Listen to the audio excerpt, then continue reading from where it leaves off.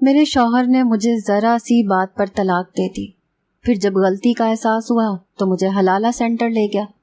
وہاں کی انچارج عورت نے اپنے حلالہ سینٹر میں مردوں کا طوائف خانہ کھول رکھا تھا. اس نے ایک پٹھان سے میرا حلالہ کروایا، لیکن جیسے ہی صبح ہوئی اور میں نے اس سے طلاق مانگی تو اس نے میرے ساتھ ایسا کام کیا کہ توبہ توبہ. رامس نے میرے لیے کوئی راستہ نہ چھوڑا تھا. میرے بچے میرے سامنے رو رہے تھے اور میں بے بسی سے انہیں دیکھ رہی تھی. اپنے بچوں کی خاطر ہی میں اپنے سابقہ شوہر رامس کے ساتھ حلالہ سینٹر پہنچی تھی، جہاں 45 سالہ رشیدہ نامی عورت منہ میں پان رکھے بڑی تیز نظروں سے ہم دونوں کو دیکھ رہی تھی. رامس نے طلاق کی مختصر سی وجہ اس کے سامنے بیان کی تھی کہ غلطی سے غصے میں طلاق دے بیٹھا ہوں، اب اپنی غلطی کا احساس ہونے لگا ہے، اسی لیے حلالہ کروانا چاہتے ہیں. رامس کی بات سن کر اس عورت نے زمین پر رکھا اگلدان اٹھایا، پان کی پچکاری اس میں پھینکی اور اسے زمین پر رکھ دیا. پھر رامس سے مخاطب ہو کر بولی، دیکھو میاں، میرے دھندے کا ایک ہی اصول ہے، یہاں تو پیسہ پھینک اور تماشا دیکھ والی مثال ہے. دیکھو جی، اگر تو حلالہ کنوارے لڑکے اور کم عمر لڑکے سے کروانا ہے تو 1 لاکھ لوں گی، کیونکہ 13-14 سالہ بچے نا تجربے کار ہوتے ہیں، طلاق بھی جلدی دے دیتے ہیں. اور اگر جوان جہان مرد سے کروانا ہے تو 2 لاکھ لوں گی، وہ 1 ہفتے تمہاری بیوی کو اپنی زوجیت میں رکھے گا، یہ ان مردوں کی شرط ہے. یہ سن کر میں اندر سے شرم سے پانی پانی ہوئی تھی. ایک عورت کے لیے یہ لمحات بہت بڑے اذیت ناک ہوتے ہیں. رامس کا چہرہ غصے سے سرخ ہوا تھا. کہنے لگے، یہ مجھے منظور نہیں. پھر اس عورت نے گہری ٹھنڈی سانس بھری اور ایک البم ہمارے سامنے رکھ دی. اس میں 40 سے لے کر 60 سال تک کے بڈھوں کی تصویریں موجود تھیں. وہ بولی، یہ سب مرد 3 لاکھ لیں گے اور 2 دن بعد طلاق بھی دے دیں گے. پھر آگے بڑھ کر رازداری میں بولی کہ میرے پاس نئے پٹھان لڑکے بھی پشاور سے آئے ہیں، انہیں ابھی اتنا قیمتوں کا اندازہ نہیں ہے، اگر کہو تو 50,000 میں بھی حلالہ کرنے پر تیار ہو جائیں گے اور طلاق بھی صبح ہوتے ہی دے دیں گے. حلالہ سینٹر تھا یا مردوں کا طوائف خانہ؟ میرا جی چاہ اٹھا کہ وہاں سے اٹھ کر بھاگ جاؤں، رامس سے کہوں کہ مجھے اس اذیت سے نہیں گزرنا، بس وہ مجھے میرے بچے واپس کرتے، میں اپنی زندگی اپنے بچوں کے ساتھ ہی بسر کر لوں گی.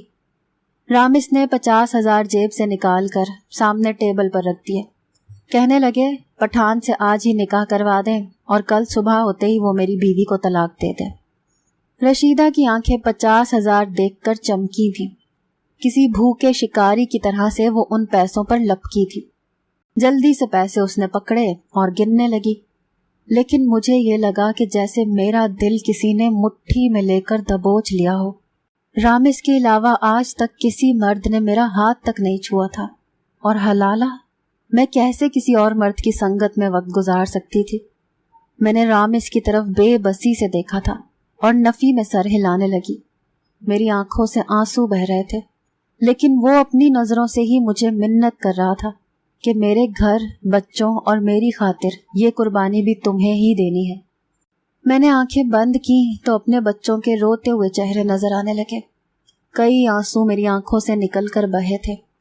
کچھ ہی دیر میں رامس کی موجودگی میں ہی میرا نکاح ایک پٹھان سے کر دیا گیا. میں نے کس دل سے ایجاب و قبول کیا تھا یہ میں ہی جانتی تھی.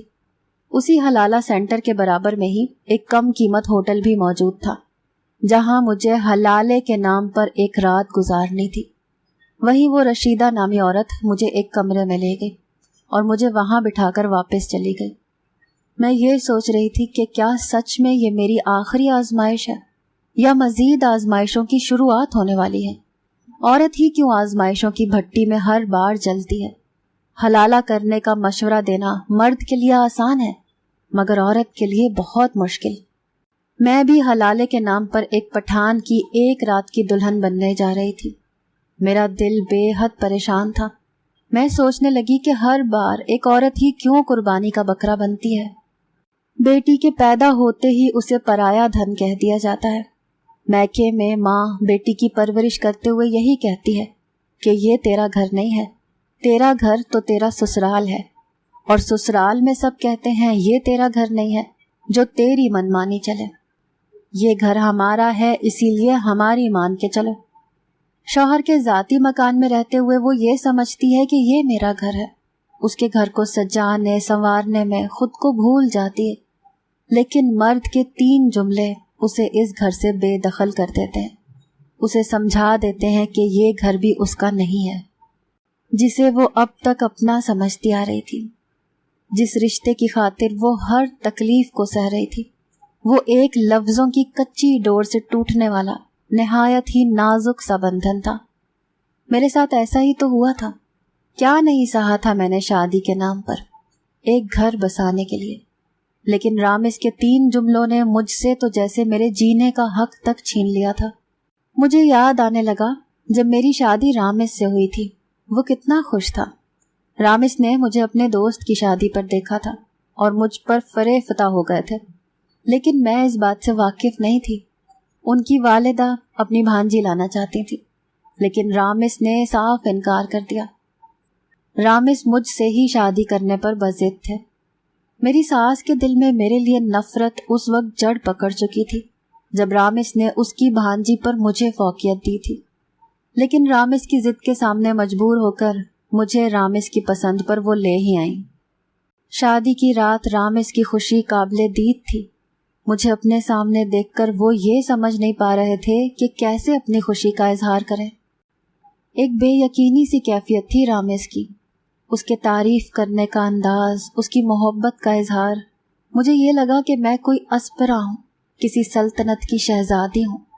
ایک رات میں رامس کی محبت نے مجھے خود پر اترانے پر مجبور کر دیا تھا۔ وہ مجھ پر فریفتہ تھا، جیسے میرا عاشق ہو، میرا دیوانہ ہو۔ مجھے پا کر اس نے پوری دنیا کو مسخر کر لیا ہو۔ لیکن مرد کی محبت بھی بڑی عجیب ہوتی ہے۔ اسے ہمیشہ وہ لڑکی پرکشش لگتی ہے جو اس کی دسترس سے باہر ہو، اور بیوی بنتے ہی محبوبہ کی محبت 4 دن کا بخار بن کر اتر جاتا ہے۔ رامس کے ساتھ بھی کچھ ایسا ہی ہوا تھا۔ رامس نے جتنے جذبات مجھے شادی کے شروع کے دنوں میں دکھائے تھے، 1 ماہ بعد تو مجھے لگتا تھا کہ یہ رامس وہ ہے ہی نہیں جس نے مجھ سے شادی کرنے کے لیے اپنی والدہ تک کو میرے گھر رشتہ لانے کے لیے مجبور کر دیا تھا۔ یا شاید رامس کی والدہ نے مجھ سے رامس سے شادی اسی شرط پر کی تھی کہ کل کو رامس ان کے رویے کی کبھی شکایت نہیں کرے گا، وہ جو چاہیں رویہ میرے ساتھ رکھیں، وہ میری حمایت کبھی نہیں لے گا۔ میرے لیے رامس سے شادی ایک ارینج میرج تھی۔ شادی کے بعد ہی مجھے معلوم ہوا کہ رامس نے اپنی والدہ کی مرضی کے خلاف مجھے اپنایا ہے۔ میری ساس کا رویہ میرے ساتھ شروع دن سے اچھا نہ تھا۔ پھر ان کی وہ بھانجی بھی بار بار ہمارے گھر آتی اور مجھے نفرت سے دیکھتی تھی۔ میری ساس نے میرا جینا 2 بھر کر رکھا تھا۔ جب بھی ان کی بھانجی رہنے آتی، مجھے اور رامس کو ایک ساتھ دیکھ کر بہانے سے رونے لگتی اور میری ساس کا پارا ہائی ہو جاتا۔ وہ رات بھر رامس کو میرے کمرے میں آنے نہ دیتی، بلکہ اپنے پاس ہی بٹھائی رکھتی۔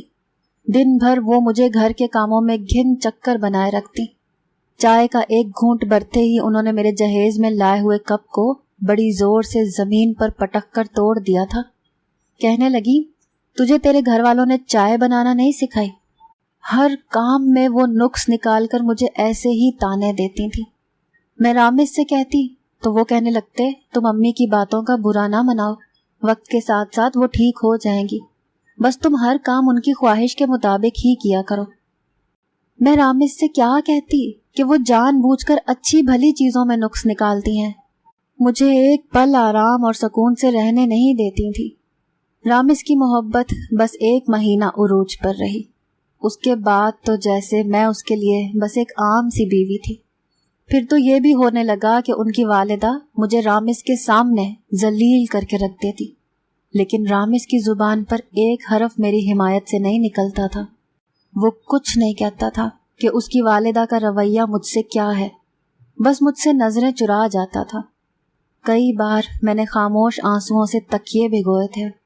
چند ماہ بعد جب میری طبیعت خراب ہونے لگی، مجھے ہر وقت چکر آنے لگے، رامس مجھے ڈاکٹر کے پاس لے گئے۔ جو خبر ڈاکٹر نے سنائی اس نے تو میرے سارے زخموں کو گویا بھر دیا تھا۔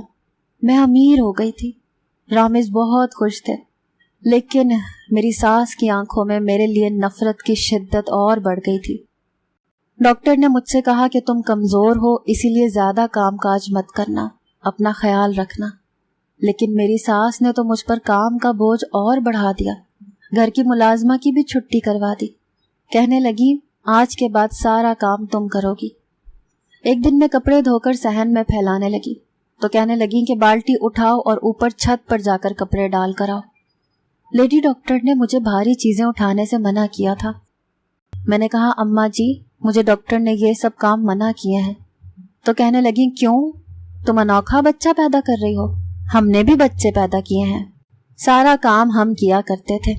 ایسی بھی تم کیا نازک مزاج ہو کہ ذرا سی سیڑھیاں چڑھو گی تو مر جاؤ گی، یا تمہارا لال کوئی انوکھا ہے جو پیدا ہونے سے پہلے ہی ختم ہو جائے گا۔ ان کے لفظوں نے تو میرا دل چیر کے رکھ دیا تھا۔ میں انہیں تعصب سے دیکھتی رہ گئی۔ کیسی عورت تھی یہ؟ کیسے منہ بھر کے اس نے اپنے ہی بیٹے کی اولاد کے بارے میں یہ سب کچھ کہا تھا؟ میرا تو دل ہی دہل سا گیا تھا۔ میرا بچہ ابھی اس دنیا میں آیا نہیں تھا اور وہ اس کے لیے کیا کیا بولے جا رہی تھی۔ میں انکار کی گنجائش نہیں رکھتی تھی، نہ ہی اختلاف کا کوئی حق۔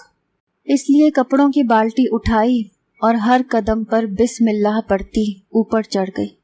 دل میں یہی دعا کی کہ اے اللہ یہ اولاد تو نے مجھے دی ہے، اسی لیے اس کی حفاظت بھی تو ہی کر۔ لیکن میری ساس جان بوجھ کر مجھ سے ایسے کام کرواتی جن سے حمل ضائع ہونے کے چانسز زیادہ ہوتے ہیں۔ ایک بار میری ساس نے مجھے ایک پڑیا دی، کہنے لگی یہ کھا لو، تمہارا بچہ خوبصورت ہوگا۔ میں ان پر ذرا بھی شک نہ کرتی، اگر انہیں میرے بچے ہونے کی خوشی ہوتی یا ان کا رویہ میرے ساتھ اچھا ہوتا۔ لیکن جیسا اب تک ان کا رویہ میرے ساتھ تھا، میرا دل شک و شبہات میں پڑ چکا تھا۔ لیکن رامز بھی سامنے بیٹھے تھے، کہنے لگے کھاؤ اسے۔ میں دل ہی دل میں ڈر رہی تھی، لیکن میرا رب جانتا تھا کہ میں بے بس ہوں، اسی لیے میں نے وہ پڑیا کھا لی۔ میری ساس کے چہرے پر اتنی خوشی تھی کہ جیسے وہ اپنے کسی غلط ارادے میں کامیاب ہو گئی ہو۔ لیکن ٹھیک ہی کہتے ہیں، جس روح نے دنیا میں آنا ہوتا ہے وہ آ کر ہی رہتی ہے۔ میری ساس نے مجھے ایسی دوا کی پڑیا دی تھی جس سے میرا بچہ مر جائے، اور روز مجھے وہ پڑیا اپنے سامنے کھلاتی تھی۔ ایک بار میرے پیٹ میں بہت درد ہونے لگا، بجائے اس کے کہ وہ مجھے ڈاکٹر کے پاس لے کر جاتی، مجھے اکیلا گھر پر چھوڑ کر پڑوس میں چلی گئی۔ میں درد سے تڑپ رہی تھی کہ اچانک سے رامز گھر آ گئے اور مجھے درد سے بے حال دیکھ کر مجھے ہاسپٹل لے گئے۔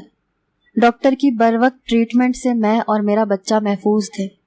میری ساس نے لاکھ کوشش کی مگر اللہ نے مجھے بہت پیارے بیٹے سے نوازا تھا۔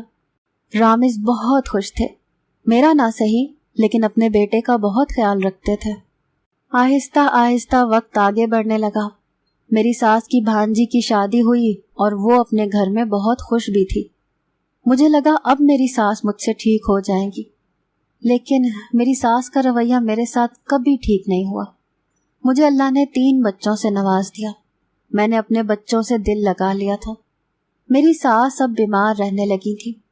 آخری وقت میں ساس کو اپنی غلطی کا احساس تب ہوا جب انہیں یہ معلوم ہو چکا کہ اب وہ بچیں گی نہیں۔ میری شادی کے 10 سال بیت چکے تھے۔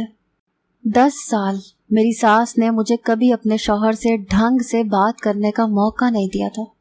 مجھے نہیں یاد کہ رامز مجھے کہیں سیر کروانے لے کے گئے ہوں، یا ہم نے کبھی کسی ریسٹورنٹ میں کھانا کھایا ہو، یا کوئی ایسی بھی یاد میرے پاس نہیں تھی۔ ہاں یہ یاد تھا کہ جب میں ساس کے رویے سے دل برداشتہ ہوتی تھی اور رونے لگتی تھی تو کبھی کبھی رامز کی ہمدردی مجھے نصیب ہو جاتی۔ دیر رات تک میری ساس مجھ سے اپنے پاؤں دباتی رہتی تھی۔ جب رامز سونے چلے جاتے اور میری آنکھیں نیند سے چور ہونے لگتی، میں نیند اور تھکن سے بے حال ہو جاتی، پھر وہ مجھے میرے کمرے میں جانے کی اجازت دیتی۔ بچوں کے بعد تو جیسے میری زندگی کسی مشین کی مانند بن چکی تھی، اور پھر ساس کی بیماری طول پکڑ گئی، یہاں تک کہ وہ بستر مرگ سے جا لگی۔ اپنے آخری وقت میں مجھ سے معافیاں مانگنے لگی کہ مجھے معاف کر دو، میں نے تمہارے ساتھ اچھا نہیں کیا۔ لیکن نہ جانے کیوں مجھے آج ان پر ترس نہیں آ رہا تھا، کیونکہ اس عورت نے پچھلے 10 سال مجھ پر رحم نہیں کھایا تھا۔ رو رو کر میں خود ہی اپنے آنسو پونچھ لیتی تھی۔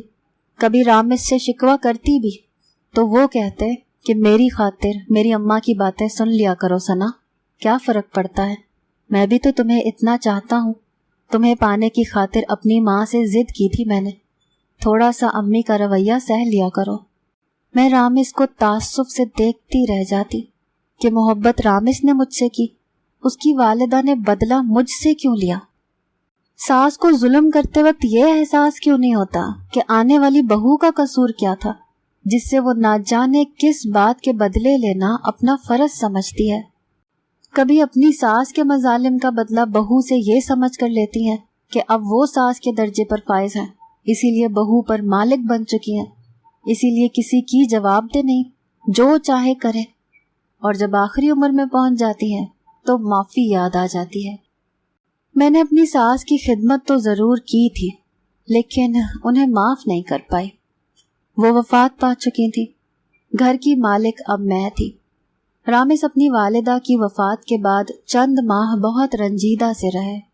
ایک دن مجھ سے کہنے لگے، میری ماں نے تمہارے ساتھ کبھی بھی اچھا برتاؤ نہیں کیا۔ میں جانتا ہوں کہ یہ مشکل امر ہے ثنا، لیکن یہ بھی سچ ہے، میں نے تمہیں ٹوٹ کر چاہا ہے، اسی لیے اگر اپنی محبت کے بدلے تم سے کچھ مانگوں تو مجھے انکار تو نہیں کرو گی؟ رامس میرا ہاتھ تھامے پھر سے ایک نئی آزمائش مجھ سے لے رہے تھے۔ مرد کے 2 میٹھے بول عورت کے دل کو کیسے موم کی طرح سے پگھلا کر رکھ دیتے ہیں کہ وہ چاہ کر بھی اسے انکار نہیں کر سکتی۔ میں نے کہا، میں آپ کو انکار کر ہی نہیں سکتی رامس، میں نے آپ سے محبت شادی کے بعد کی ہے، لیکن میری محبت بھی آپ کی محبت سے کم نہیں ہے۔ وہ میرا ہاتھ اپنے لبوں پر لگا کر بڑی اپنائیت سے بولے، میری ماں کو دل سے معاف کر دو ثنا، میں نہیں چاہتا کہ انہیں قبر میں کسی کی آہیں بے چین کریں۔ رامس اچھی طرح میری تکلیف سے واقف تھے، اپنی ماں کے رویے سے بھی۔ مجھے ایک نئے امتحان میں بڑے پیار سے ڈال رہے تھے، میرے ہاتھ ان کے ہاتھ میں تھے، بڑی محبت سے وہ مجھ سے مانگ رہے تھے۔ مجھے لگا 10 سال کی ملی اذیت رامس کی اس اپنائیت کے آگے شاید کم تھی۔ میں نے رامس سے انکار نہیں کیا، اپنی ساس کی ہر زیادتی کو دل سے معاف کر دیا۔